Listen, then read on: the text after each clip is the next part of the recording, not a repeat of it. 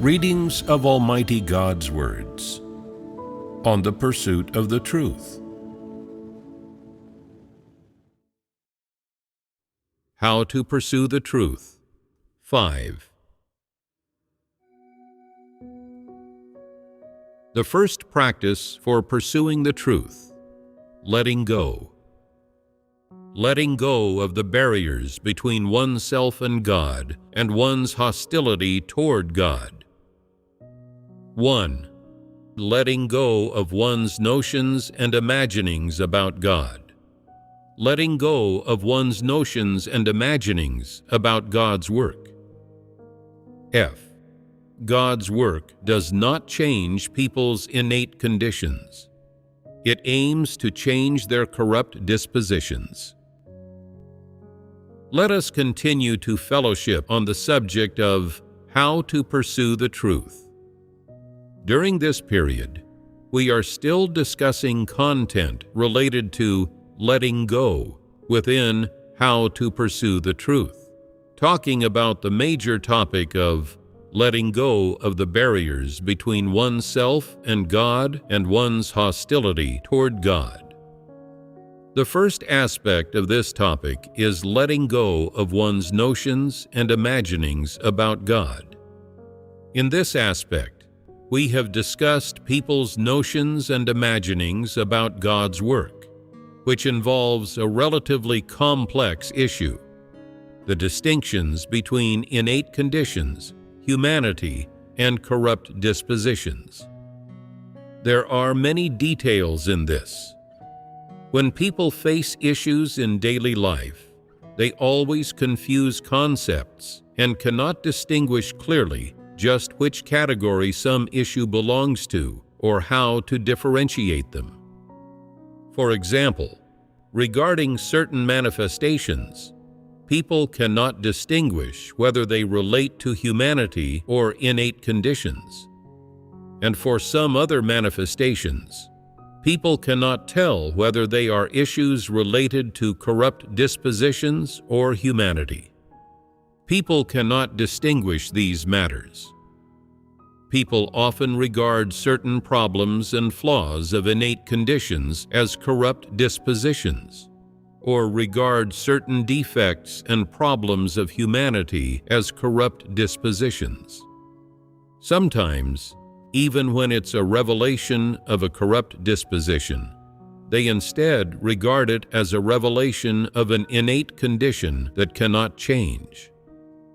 Therefore, people often feel very unclear about issues of innate conditions, humanity, and corrupt dispositions during the process of believing in God, and cannot distinguish them. Last time, we fellowshipped on a part of this and, of course, gave some examples, but I feel it was not specific enough. Today, we will take the issues within these three categories and fellowship on them more specifically. I will talk about some specific manifestations and examples, and then you will discern which category they belong to: innate conditions, humanity, or corrupt dispositions. If you cannot discern them, we will explore them together. How does that sound? Last time, we fellowshipped a bit more on innate conditions, so your discernment in this regard is, of course, somewhat clearer.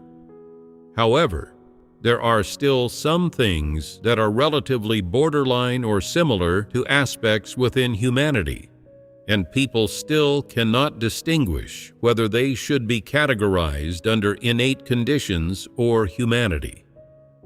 I will propose some manifestations or some behaviors and actions, and then you will say which aspect they should be categorized under. What is the benefit of fellowshipping in this way?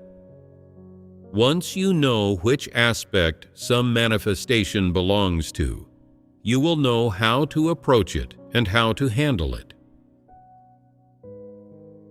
6. Various manifestations of innate conditions, humanity, and corrupt dispositions. diligence in doing things, and laziness.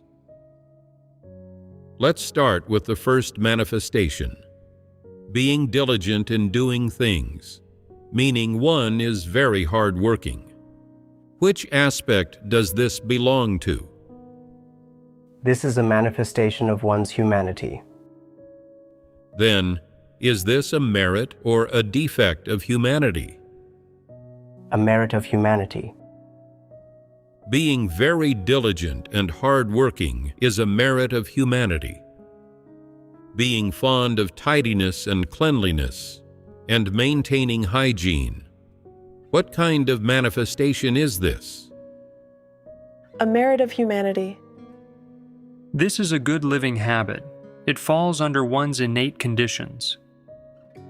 Is it an innate condition? Isn't this a merit and a strong point of one's humanity? Just now, someone said it was an innate condition. This is incorrect. This involves one's humanity, as well as living habits. It is, of course, also a merit and a strong point of humanity. The next manifestation: some people are lazy. They like comfort and hate labor, and do not like to work. When not working, they feel particularly at ease, but when they start working, their mood worsens. They become fretful, irritated, and angry. When there is work to do, they feel sluggish, lacking energy, and do not want to work. However, when it comes to eating, drinking, and having fun, they have boundless energy. Laziness. What kind of problem is this? Bad humanity. At the very least, this is a defect of humanity, a flaw and a significant problem in humanity. It does not yet rise to the level of bad humanity. If such people like to boss others around and exploit people, making others do the work while not doing any themselves, what kind of problem is this? Bad humanity. When asked to do some work, they find all kinds of reasons and excuses to evade it. They simply do not want to work. They do not openly state their intentions, but instead use various methods, tactics, or lies and scams, trying to make others do the work while they avoid it to enjoy leisure. What kind of problem is this? A corrupt disposition. A wicked disposition. Is it merely a corrupt disposition? People who like to exploit others and boss others around, first of all, have bad humanity and vile character. Secondly, their cunning methods of bossing others around expose their deceitful, wicked disposition. Their manifestations of liking to exploit and boss others around show both that they have bad humanity and that their corrupt disposition is severe, deceitful, and wicked. You see, some manifestations merely reflect bad humanity or a certain shortcoming in one's humanity, and do not rise to the level of corrupt disposition. However, some manifestations, based on the foundation of vile humanity, directly involve corrupt dispositions. Therefore, no manifestation is that simple. Some manifestations do not involve just one issue, but two. Superficiality. Superficiality. What aspect does this fall under? This is a defect of humanity. Correct. This is a defect of humanity. If it is merely about loving to doll oneself up, to make oneself look pretty, and liking to receive compliments about being good-looking, beautiful, handsome, or youthful, wanting others to have a high opinion or positive view of one's appearance, then this is limited to being an issue of humanity. What sort of issue of humanity? Clearly, it is not a merit but a defect. Some people may say, "Everyone has a love for beauty. How can this be a defect?" So why do I say superficiality is a defect of humanity? Since superficiality is a defect, its manifestations are not legitimate. Superficiality is not about looking proper, dignified, devout, or serious, giving others an impression of dignity and decency. It is not on the level of looking proper. Rather, it is more excessive and severe than a legitimate focus on looking proper. When people are superficial, they pay particular attention to dolling themselves up and showcasing themselves, getting others to focus on their image, to the point of even being somewhat shameless. In other words, these people are influenced and constrained by appearance in many matters. This is a defect of humanity. For example, some people feel embarrassed to go out without wearing makeup.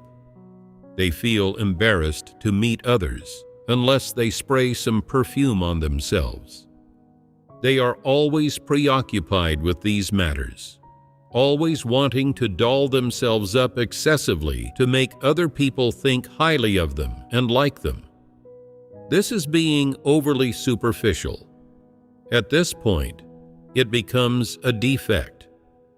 This defect has already gone beyond the scope and required standards of normal humanity. Being too superficial is a defect of humanity. That concludes our discussion on this manifestation. Loving to take the limelight. The next manifestation is loving to take the limelight. What type of manifestation is this? It is a shortcoming of one's humanity. It is liking to push oneself forward, liking to show oneself off. Then, is there a corrupt disposition within this? Yes, because if someone loves taking the limelight, they then want to show themselves off, wanting to stand out. Loving to take the limelight and always wanting to showcase oneself. What kind of problem is this? Is it because they have leadership ability, or because they understand the truth and have a sense of burden? If they have a sense of burden, have work capabilities, and can shoulder an item of work, this is not loving to take the limelight. Then what kind of problem is loving to take the limelight? In one aspect, it is a defect of one's humanity. People of this type love to take the limelight. Wherever they go, they love to show themselves off, afraid that they will not be seen by others. They also speak in quite a showy, exaggerated, and loud way. The more people there are, the more eager they are to speak, always wanting to have a place in the crowd. Loving to take the limelight cannot be considered a manifestation of bad humanity.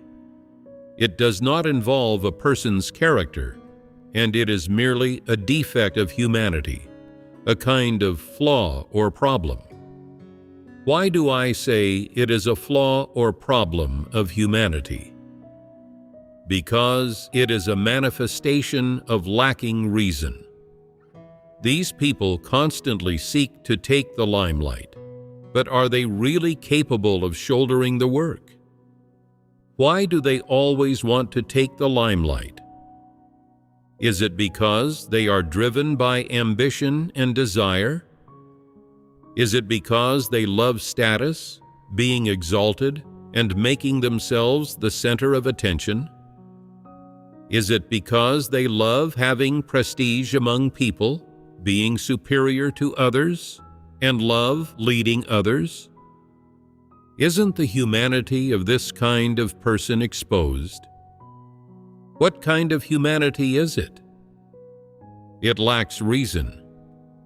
Isn't this a defect of humanity? In one regard, it is a defect of humanity. In another regard, this kind of person does not just occasionally push themselves forward or show themselves off.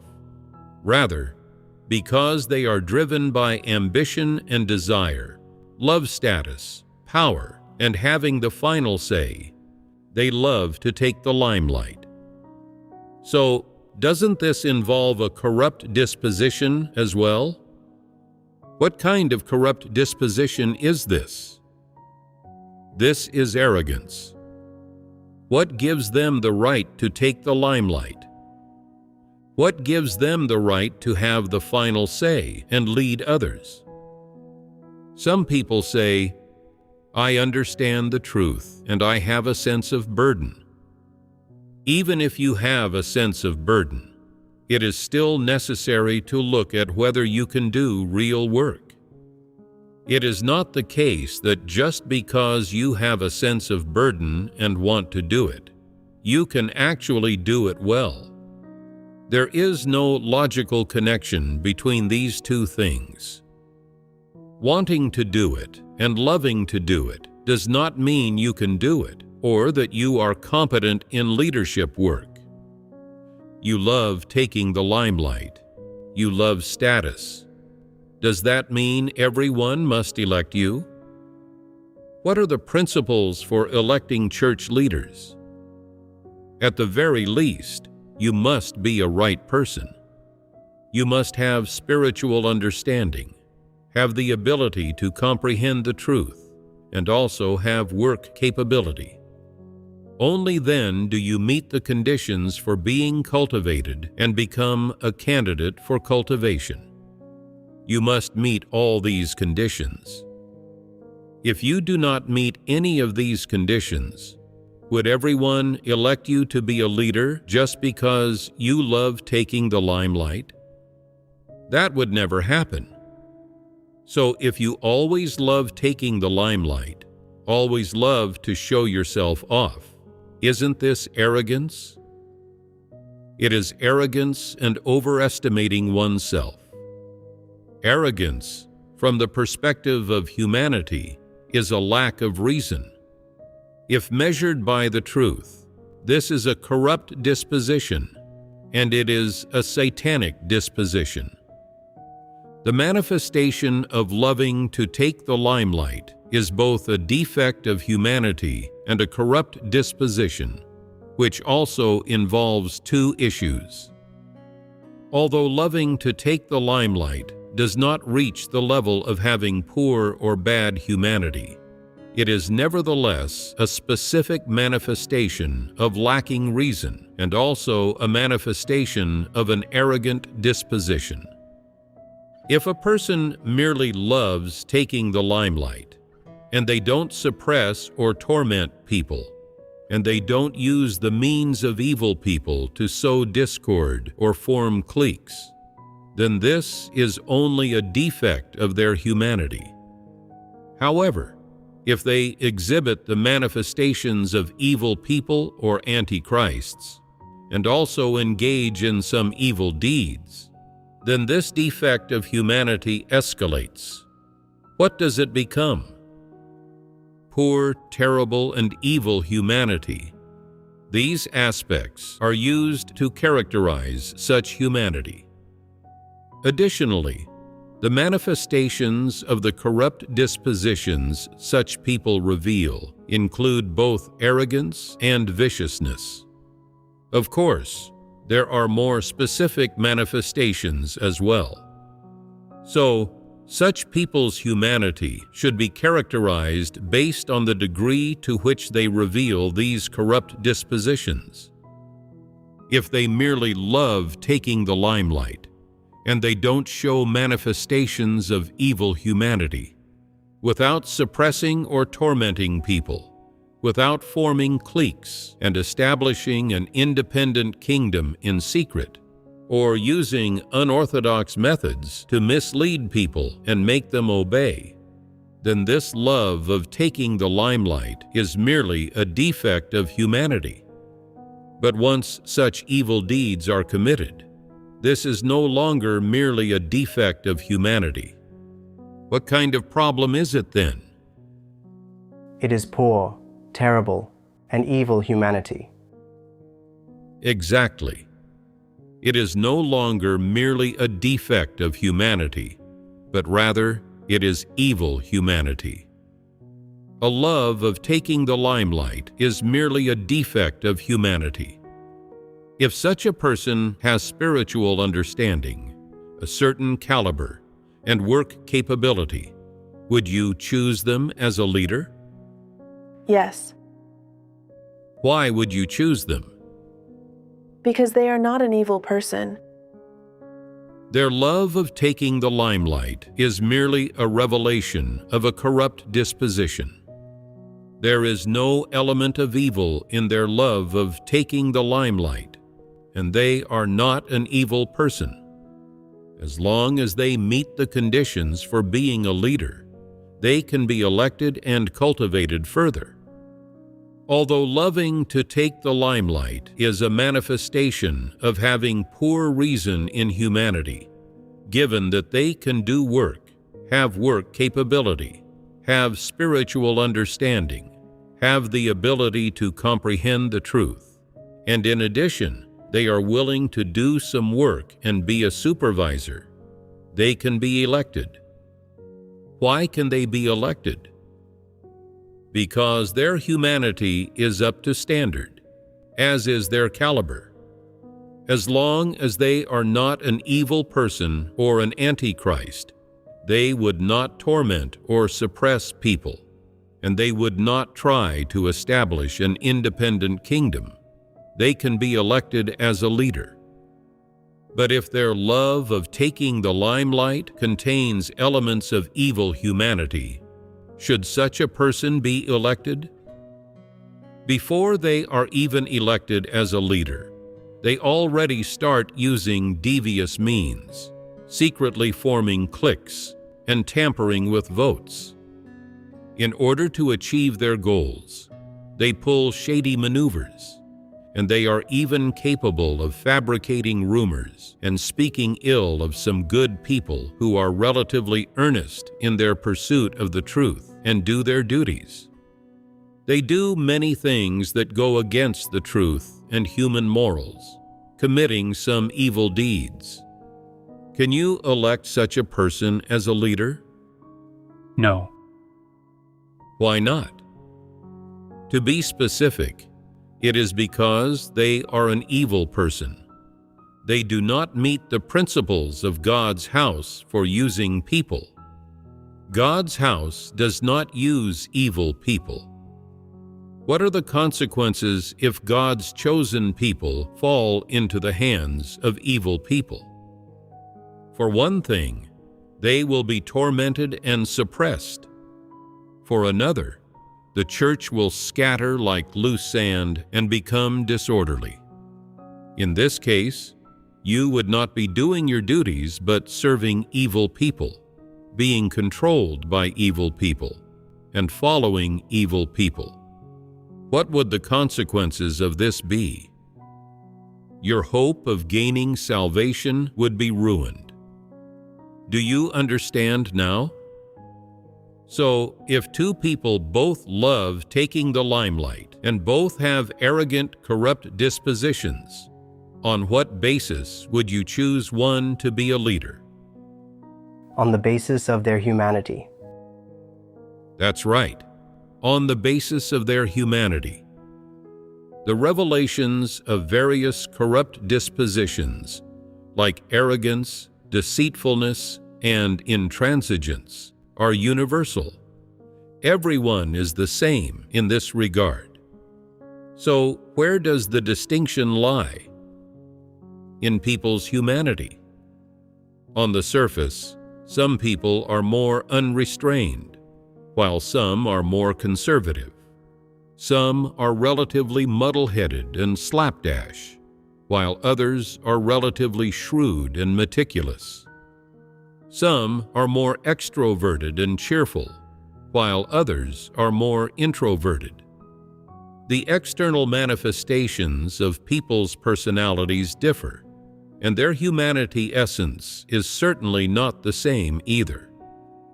Some people have boundaries of conscience and morality, while others do not.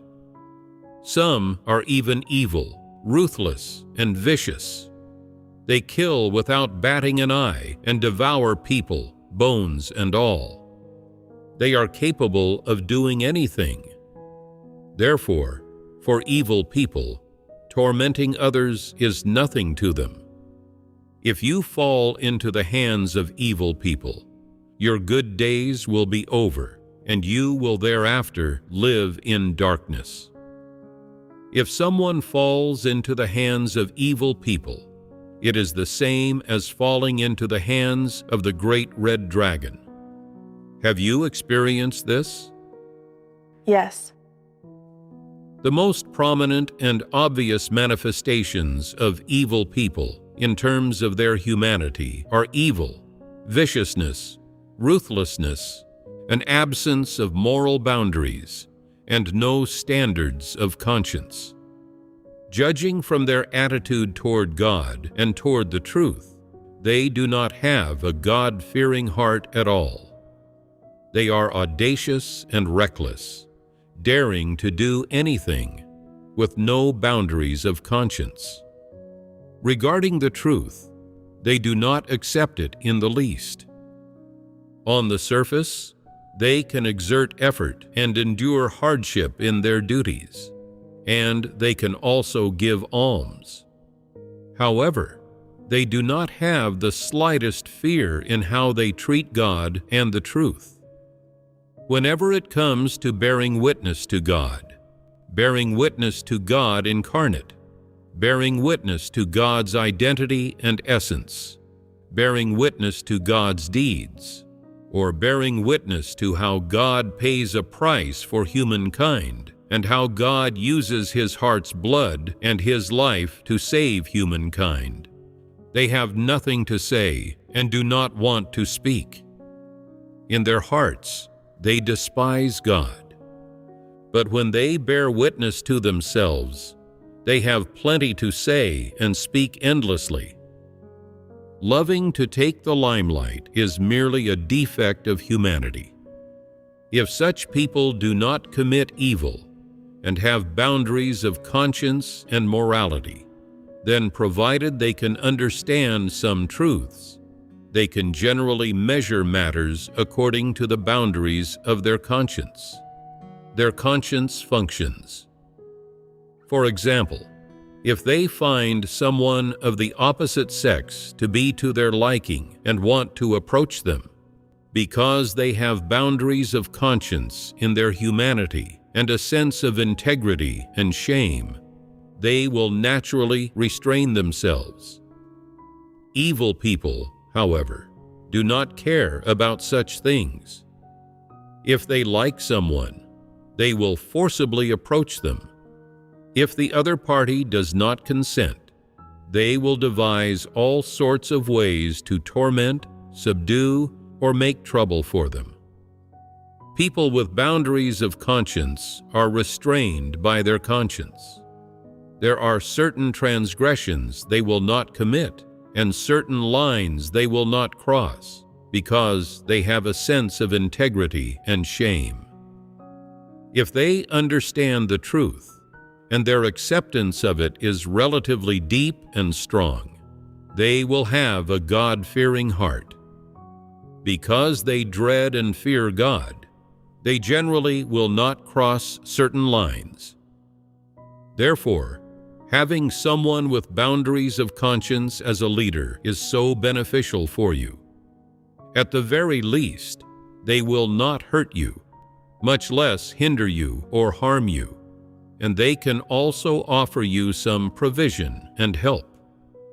Evil people, however, are different. They do not merely use words to mislead you.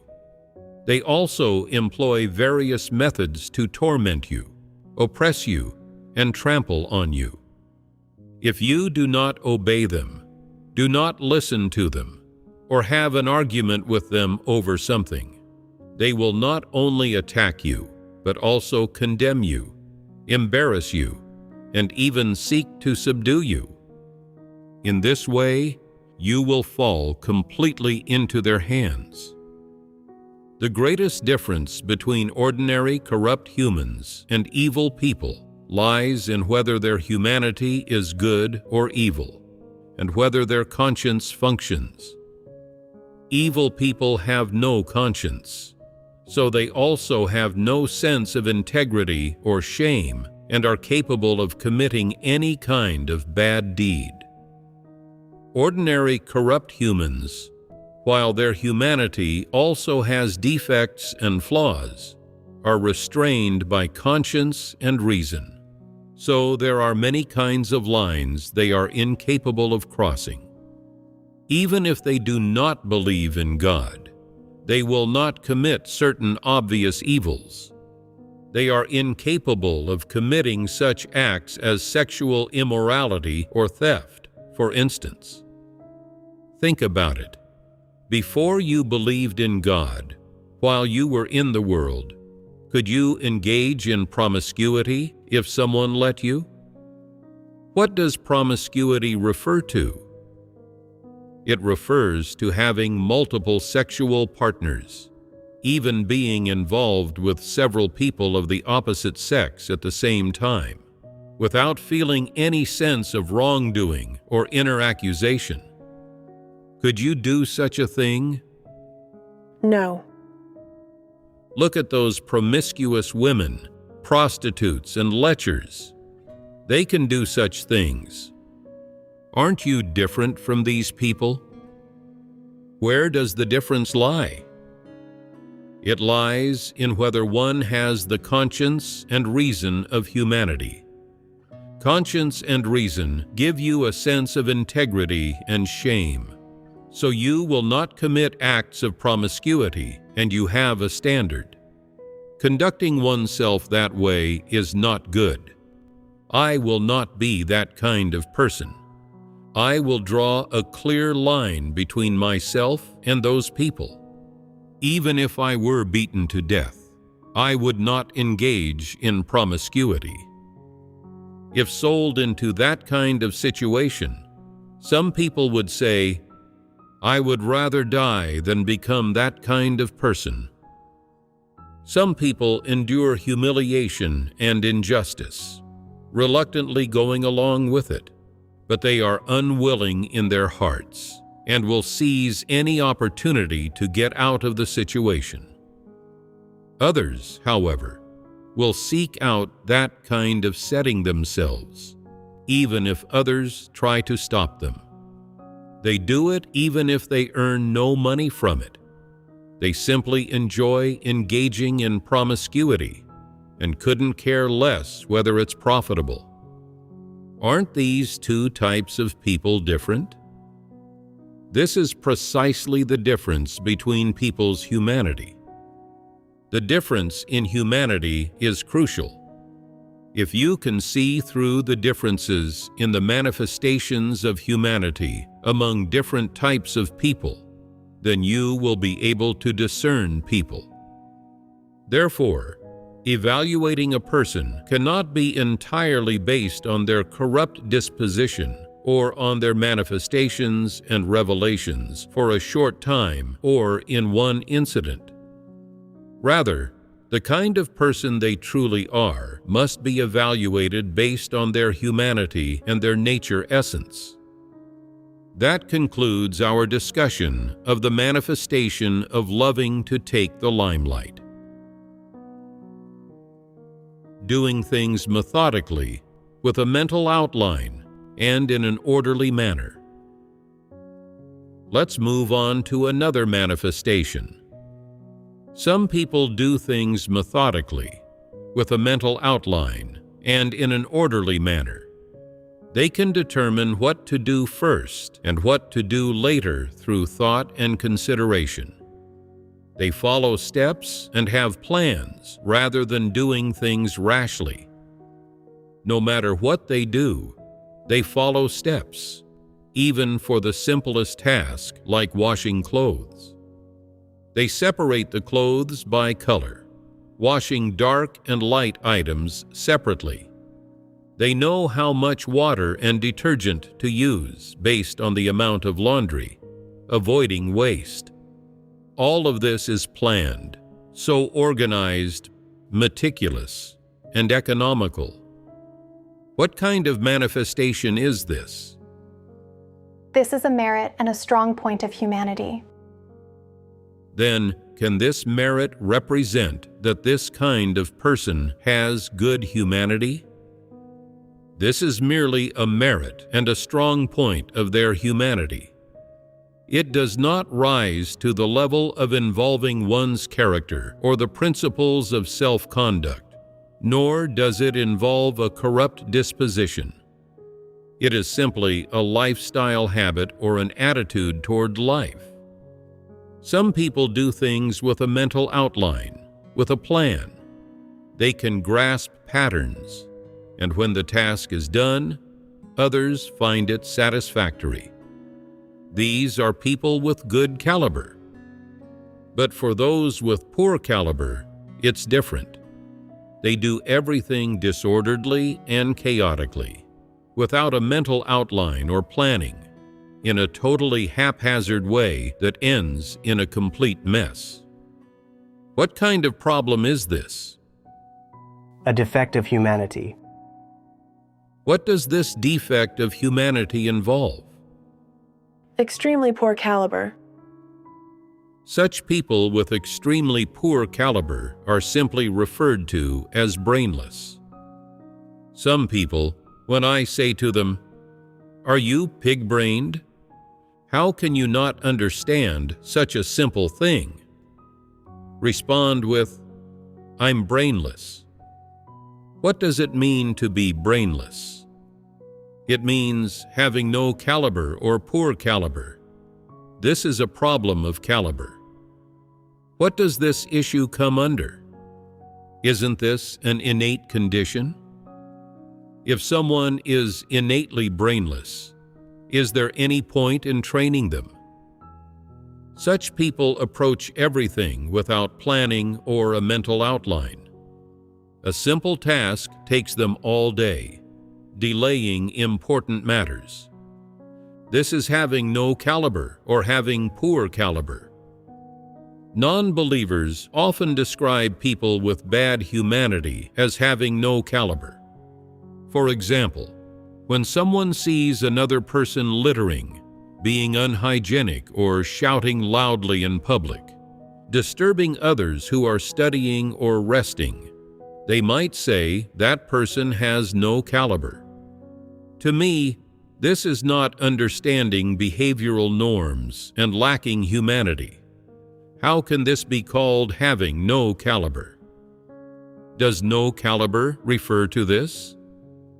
What does caliber refer to? It refers to the efficiency and effectiveness in doing things. This is called caliber. So, are people who do things without a mental outline of poor caliber? This is also a defect of humanity. Is this defect innate? Is it easy to change? Can it be changed through training? Can a pig be made to climb a tree? A pig is not cut out for that. It doesn't have the caliber. Lacking a mental outline in doing things is a problem of caliber.